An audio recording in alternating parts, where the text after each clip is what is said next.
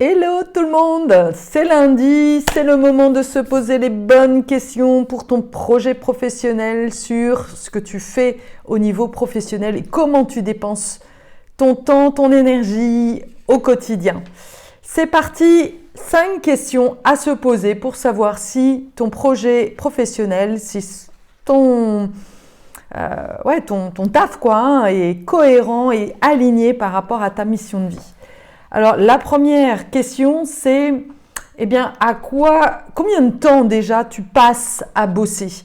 Combien de temps, si tu regardes en fait une journée, comment ta journée se répartit-elle entre le temps que tu passes pour toi et juste pour toi, pour te détendre, pour méditer, pour recevoir les informations, les énergies qui sont là et Dieu sait s'il y en a en ce moment. Combien de temps tu passes pour tes proches, pour tes enfants, si tu en as, pour tes amis, et combien de temps tu passes pour ton travail. Ça, c'est vraiment super important de prendre un peu de recul pour voir la part que prend ton travail au quotidien. Et tu te rendras compte que, oui, ça fait quand même pas mal en fait. On passe beaucoup de temps à bosser. Alors autant que ça remplisse ton besoin de sens, ta mission de vie et que ça te fasse du bien tout simplement parce que finalement, quand on est aligné avec notre projet de vie, notre mission de vie, travailler n'est pas vraiment travailler. Travailler, c'est pas un effort, c'est ça qui peut aussi te donner ton énergie. Mais il y a vraiment ce besoin aussi de veiller à cet équilibre. D'autant que, et ça c'est vraiment important, je souhaite vraiment appuyer là-dessus, d'autant que si tu es hypersensible, sache que l'hypersensible a besoin de plus de temps pour lui. Pourquoi? Parce que justement, il est hypersensible, qu'il capte toutes les énergies autour et que s'il ne prend pas de temps pour aller voir à l'intérieur de lui et puis j'ai envie de dire se updater par rapport à toutes les vibrations aussi qui ont besoin de s'intégrer, de s'incarner à l'intérieur de toi, il y a un déséquilibre qui s'opère et tu n'évolues pas, tu ne t'élèves pas comme tu dois t'élever. Toute la partie spirituelle demande du temps. Et donc du coup, si tu ne prends pas du temps pour toi, quelque part, tu donnes, tu continues à donner ce qui n'est pas plein. Et à un moment donné, ta santé, tu vas sentir que tu vas perdre en motivation. Et puis l'autre chose aussi, c'est qu'on a besoin de temps de retour à soi, pour laisser émerger les nouvelles idées, pour que tes guides aussi puissent te transmettre tes messages. Peut-être que tu n'en es pas là encore, mais peut-être aussi que tu n'en es pas là parce que justement, tu es sans arrêt en train de faire des choses et que quand tu fais des choses, quand tu as ton cerveau occupé, alors du coup, tu ne peux pas recevoir en fait des informations. C'est peut-être d'ailleurs pour ça que tu dors pas parce que les informations, elles t'arrivent du coup le soir, la nuit et ça t'empêche de dormir. Donc l'idée, c'est vraiment d'avoir une répartition du temps qui fasse en sorte que ta partie spirituelle puisse continuer en fait à s'élever. Ça, c'est vraiment important et moi, j'ai compris ça au départ, mes premières années d'indépendance. Je bossais comme une tarée et au bout d'un moment, je savais même plus ce que je devais faire. C'était mon cerveau, encore une fois, qui me guidait et donc du coup, qui ne m'emmenait pas forcément au bon endroit. Donc c'est vraiment important de ralentir pour que tes guides puissent te donner les bonnes informations et que tu puisses recevoir aussi les synchronicités. Si c'est toujours pareil, quand on a une vie hyper remplie, comment veux-tu que l'univers te place des synchronicités? c'est bouché en fait. Il y a un bouchon et donc du coup, il peut pas faire en sorte qu'il y ait des nouvelles choses qui arrivent. Donc vraiment, c'est important en tant qu'hypersensible de se donner du temps et de ne pas passer 90% de ton temps à bosser ou à s'occuper des autres. C'est vraiment important d'avoir du temps pour soi. Ça, c'est la première question et la première, j'ai envie de dire, le premier défi en fait en tant que hypersensible pour avoir une vocation, un métier qui corresponde vraiment, qui soit un métier de cœur et non pas un métier de tête ou un métier de peur. Voilà, c'est vraiment comment passer d'un métier de peur à un métier de cœur. Et pour ça, il faut que ça vibre à l'intérieur et il faut aussi, encore une fois, donner du temps au temps. Deuxième question, justement, concernant ton travail, quel est le pourcentage d'alignement par rapport à tes valeurs? Est-ce que ce à quoi tu contribues est complètement cohérent avec ta façon de voir le monde? Je vais te donner un exemple. Je discutais récemment avec une nana avec laquelle on avait vraiment beaucoup de synchronicité et je lui partageais que j'avais passé 1 an au moment où justement je me suis lancée en tant qu'entrepreneuse. J'avais quitté le CDI et donc déjà j'étais contente, j'étais fière de moi d'être entrepreneuse et j'ai bossé pendant 1 an sur un projet qui était certes passionnant mais qui finalement au bout du compte, je m'en suis rendu compte, n'était pas complètement aligné par rapport à ma façon de voir les choses et surtout pas les femmes. Ce projet, c'était un projet de sonde de rééducation périnéale et c'est le jour où j'ai fait la connaissance d'une sage-femme, où j'ai échangé avec une sage-femme, que je me suis rendu compte en fait que je contribuais à un projet qui finalement était continué à faire croire à la femme qu'elle devait avoir un objet ou donner son pouvoir à quelqu'un d'autre pour se reconstruire sa sécurité intérieure. La rééducation périnéale, ce n'est ni plus ni moins en lien avec le chakra racine. Le chakra racine, c'est notre sécurité intérieure. Et le projet, en fait, cette start-up-là, donc, avait eu la bonne idée quand même de faire une sonde de rééducation périnéale que l'on peut utiliser à domicile. Ça partait d'une bonne idée, mais si j'allais au bout en fait de mes convictions, et si j'étais en étant complètement à l'écoute en fait de moi-même, eh bien, je me suis rendu compte que ça donnait l'impression à la femme que elle ne savait pas finalement se rééduquer elle-même. Et c'est faux. En fait, en faisant ça, eh bien, éloignais finalement les femmes de leur capacité propre à se réattribuer le corps. Et c'est justement parce qu'à un moment donné, quelqu'un finalement a abusé de leur confiance, parce que ces femmes-là, moi je les ai rencontrées, ce sont des femmes à qui souvent on a les médecins, les ont obligées par exemple à accoucher dans un hôpital alors qu'elles avaient à cœur d'accoucher de manière plus naturelle, ou c'est parce que justement il n'y a pas eu des médecins qui ont su prendre soin d'elles que ça s'est passé. Mais moi je savais déjà à l'époque que c'est les personnes qui ont ce problème de rééducation périnéale, qui sont incontinentes à 25-30 ans, ce n'est pas normal. C'est en lien avec des mémoires anciennes. Et donc c'est important pour moi, ces éléments-là, ces manifestations, ces épreuves-là sont aussi là pour permettre aux personnes justement de comprendre en fait, de comprendre ce qu'elles vivent, de donner du sens en fait à ces épreuves et de pouvoir s'élever aussi en conscience, de se rendre compte qu'il y a du transgénérationnel là-dedans et qu'elles ont justement, elles, été quelque part, elles ont choisi eh bien justement de nettoyer leur lignée et du coup de s'élever plus spirituellement.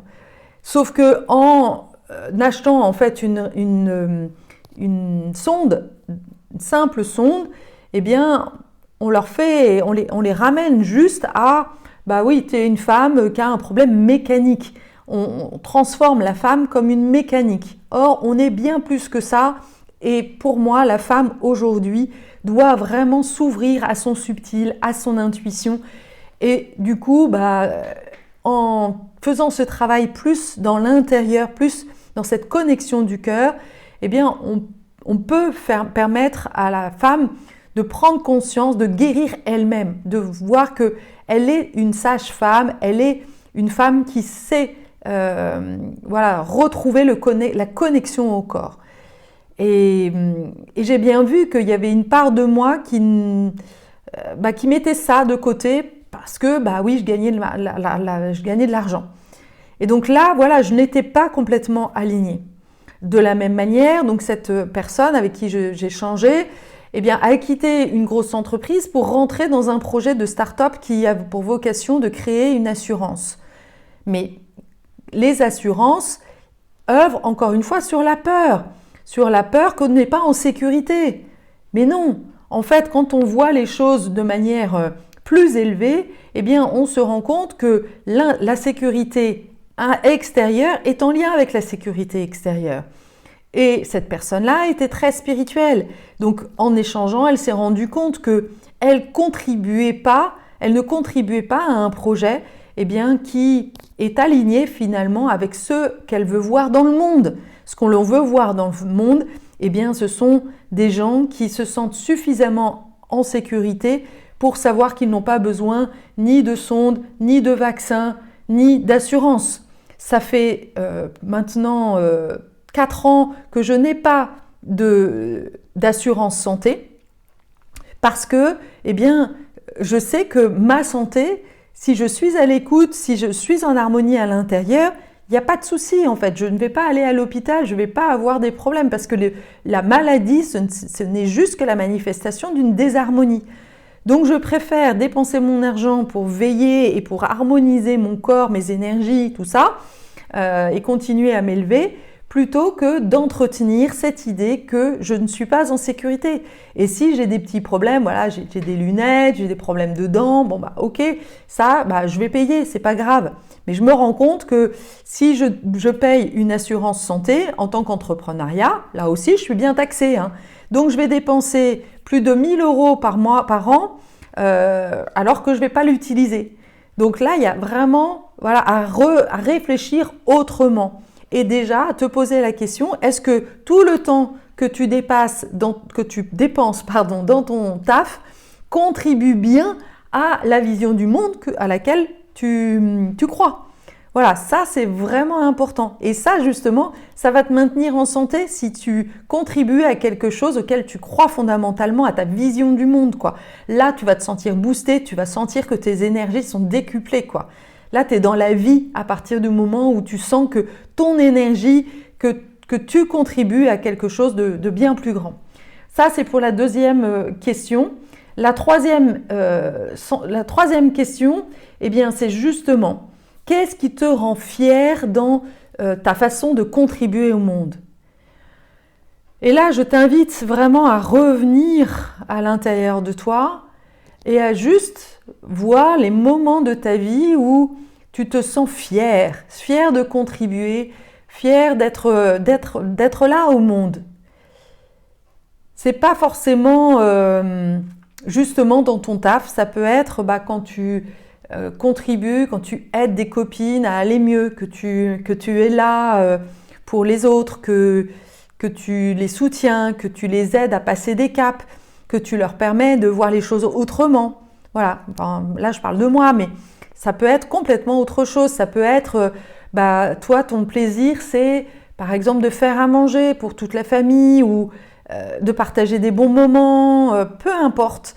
Mais c'est vraiment important de sentir quand est-ce que ton cœur vibre, quand est-ce que ça palpite, quand est-ce que tu te sens vraiment heureuse d'être là sur cette terre.